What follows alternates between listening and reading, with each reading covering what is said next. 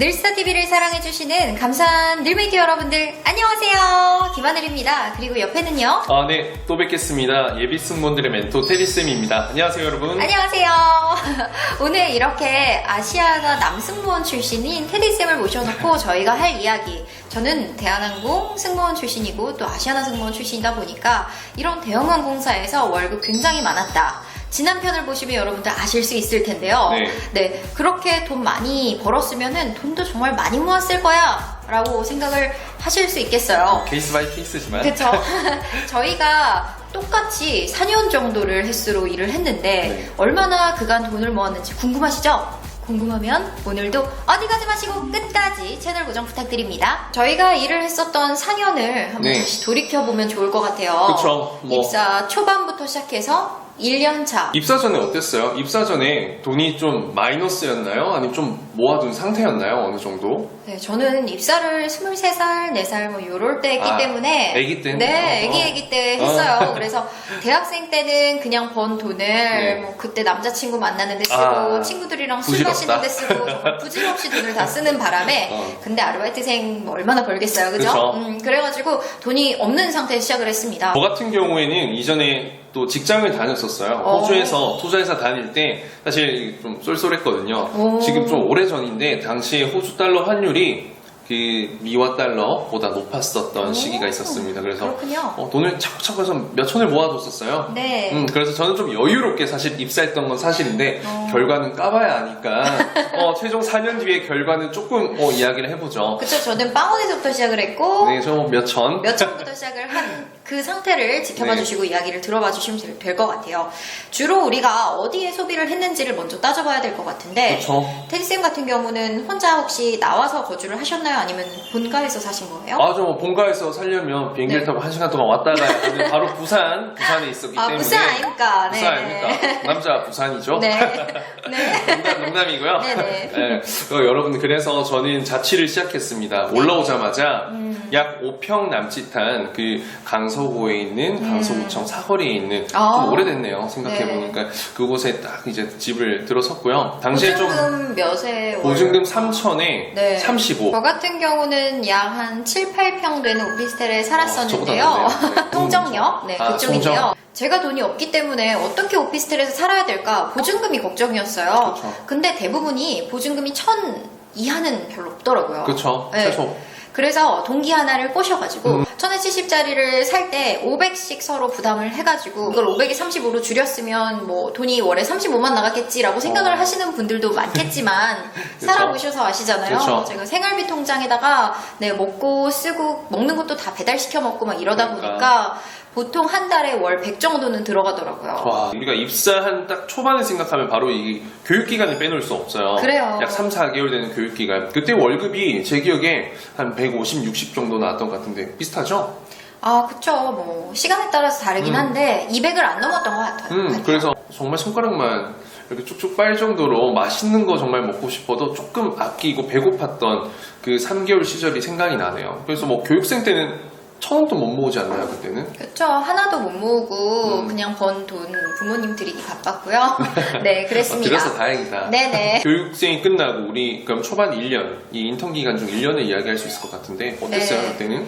인턴 기간 1년 동안에는 돈을 저는 모은다는 생각을 사실 안 했어요. 그래서 초반에 내가 1, 2년 할 거 아닌데 경험을 최대한 많이 해보고 이게 모든 게 다 뉴원이잖아요. 새로울 때 하나하나 작은 거라도 하나 사보고 그 나라를 기념할 수 있는 거. 저는 주로 마그네틱, 스티커, 그리고 수정구슬까지 다 예쁜 쓰레기들인데 그거. 예스들을 많이 사가지고 오느라 굉장히 공중분해가 되는 그런 시기였다고 생각이 들어요. 그리고 그때는 왜 이렇게 사돈의 8촌까지 가족이 다 챙기고 싶은지 한 달에 모으는 돈이 없었다라고 말씀드릴 수 있을 것 같습니다. 저는 그래도 조금은 다행스럽게도 사회생활을 먼저 해봤고 이 돈 모으는 그 통장이 차곡차곡 쌓이는 그 맛을 저는 알고 있었습니다. 그래서 저는 이제 정규 월급을 받을 때부터는 딱 고정 금액을 딱 정해뒀었습니다. 150만 원이라는 금액을 꽤 뭐 적다면 적고 많다면 많은 돈인데 뭔가 즐길 거 다 즐기고 이제 150만 원 모으기는 쉽지 않거든요. 그래서 아니 독하게 모으신 거죠. 정말 좋겠죠. 보통 평균 월 300이라고 보시면 되는데 세금 다 떼고 맞아 150 혼자 사시는 오피스텔에서도 사셨다고 하잖아요. 맞아, 네. 150을 모았다는 건 150씩 거예요. 꼬박꼬박 하고 또 사실 이제 이전에 제가 모아뒀던 돈을 조금씩 쓰긴 했지만 네. 150은 딱 해두고 저는 돈을 좀 많이 썼던 게 이제 가족들 많이 챙기셨잖아요. 네. 저 같은 경우에는 막 엄청 가족이 이렇게 대가족은 아닌데 제 동생이 어린 동생이 2명이 있습니다. 그래서 그래요, 그때는. 그때가 초등학생이죠. 와우, 둘 다. 귀엽겠네요. 둘 다 엘레멘터리 스쿨. 돈 많이 드는 나이. 네. 미주 가면 그렇게 뭐 해리포터, 뭐 스티커, 초콜릿, 뭐 갖가지 영화 만화에서 나오는 그런 옷까지들 막 사달라고 그래서 종종 저는 또 착한 오빠 형이니까요. 그래서 이 꿈과 희망을 위해 제가 막 사다 줬던 기억이 나네요.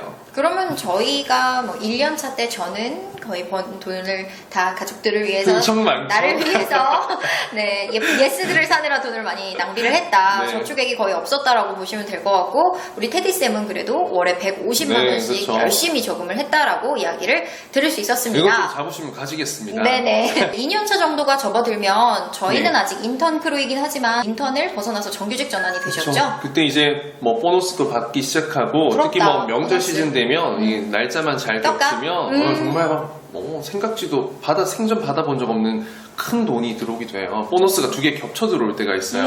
완전 게이드 진짜 게이드. 너무 좋았어요. 그래서 그러면 뭐 일단 인턴이긴 하지만 그래도 상당히 돈을 좀 많이 받는 시즌이잖아요. 그때 저도 네. 상당히 뭐 이제 보너스까지 들어오니까 조금 세부적으로 어떤 부분에 좀 많이 썼는지 이게 혼자 사는 게 우선 밥을 잘 못 먹었고 영양 불균형이 오고요. 그리고 부모님의 단속이 없다 보니까 너무 이 삶이 좀 피폐해지는 느낌도 그럴 수 들고요. 있죠. 네. 그리고 가장 중요한 건 돈이 많이 들기 때문에 동기와 헤어져서 서로 각자의 집으로 가게 되었습니다. 각자의 길을 가자. 네, 그때 제가 생활을 해보니까 100만 원씩 꼬박꼬박 들어갔었잖아요. 네. 근데 이제 엄마 아빠가 해주시니까 그거를 엄마 아빠한테 100만 원씩을 드리기 시작했어요. 아, 진짜요? 네, 그래서 오. 매달 100만 원씩 부모님을 드리느라 그게 좀 목돈으로 저한테는 월에 나갔던 고정 비용이었고요.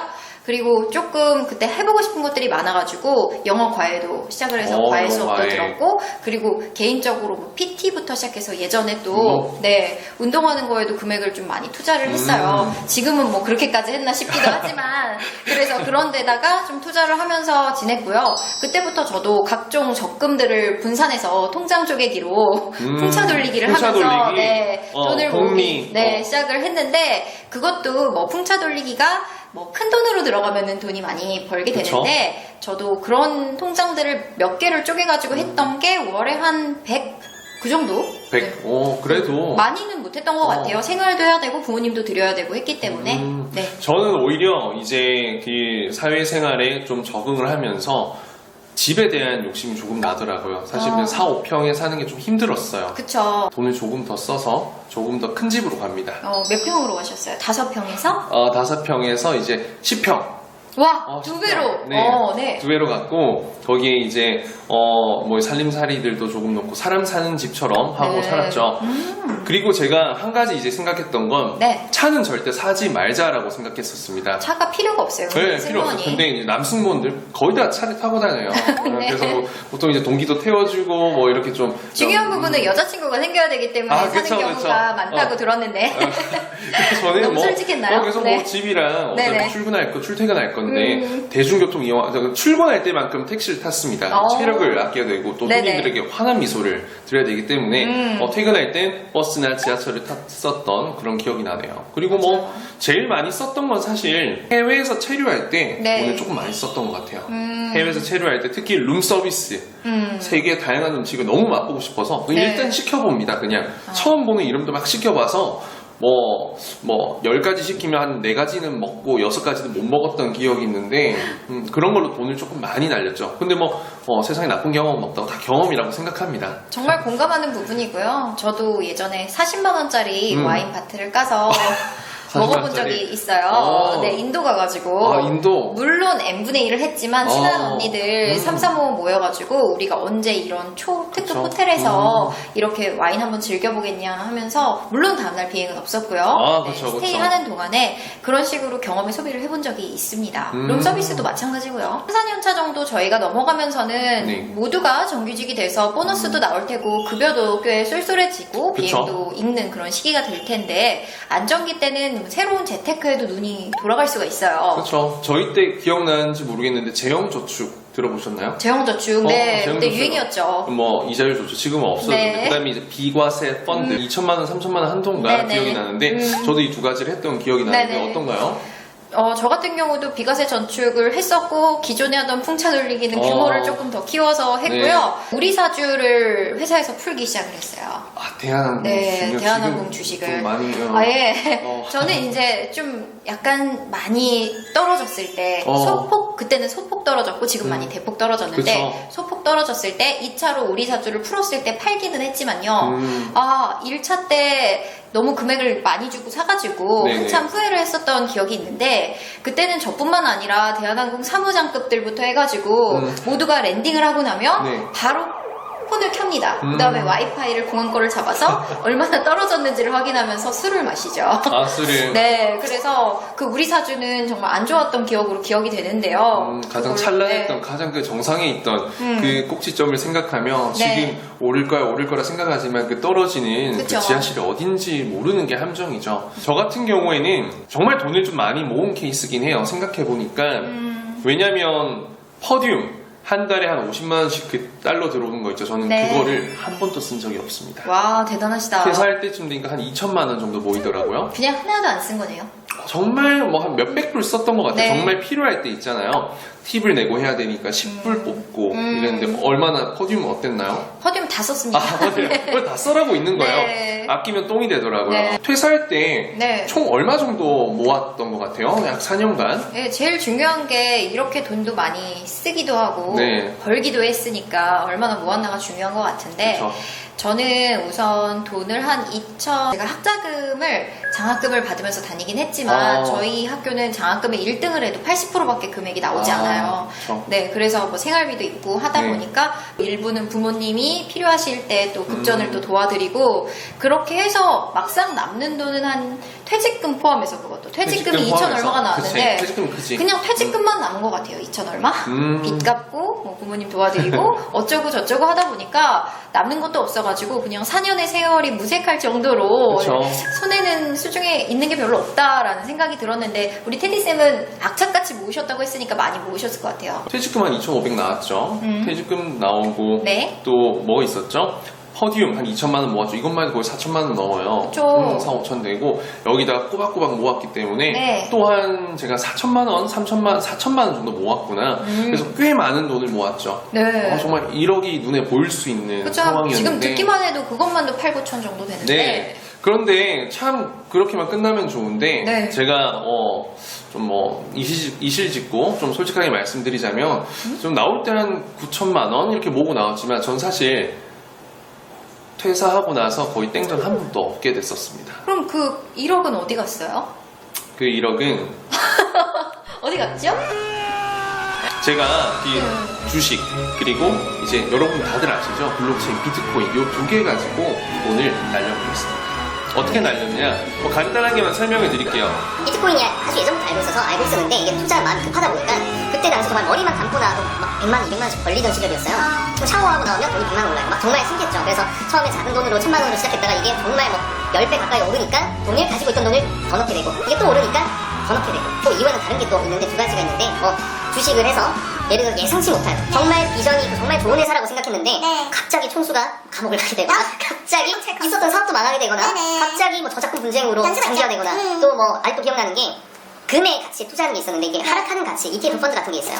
거기에도 넣었었는데 그건 안정자산인데. 안정자산이에요. 근데 이제 전 떨어지는 가치 떨어지고 있다가 갑자기 저기 북한의 김정은님께서 미사일을 갑자기 감으로 막 테스트를 연달아 일주일 텀으로 2번을 쏘셨어요. 네네. 돈을 그래서 1억 날렸습니다. 이런 좀 많이 아팠던 시절이죠. 그래도 잘 버티셨어요. 네, 지금은 뭐 이제 저에겐 빚은 없습니다. 네. 아이고, 승무원 생활을 4년 동안이나 했는데 빵원을 가지고 나왔어요. 네, 그런 빵원. 입장에서는 여러분들이 뭐 승무원 너무 부럽다라고 생각을 하실지도 모르겠지만 돈은 정말 어떻게 버느냐보다 어디에다가 투자를 하느냐가 더 중요하다는 것을 저희를 보면서 아셨을 거란 생각이 듭니다. 즐길 수 있을 때 즐기십시오, 여러분. 오늘 영상 이것으로 마무리하겠습니다. 재밌게 보셨다면 좋아요 눌러주시고요. 구독도 함께 부탁드리겠습니다. 알림 설정도 딸랑딸랑 부탁드릴게요. 댓글도 좋습니다. 네, 다음에 또 만나요, 여러분. 안녕.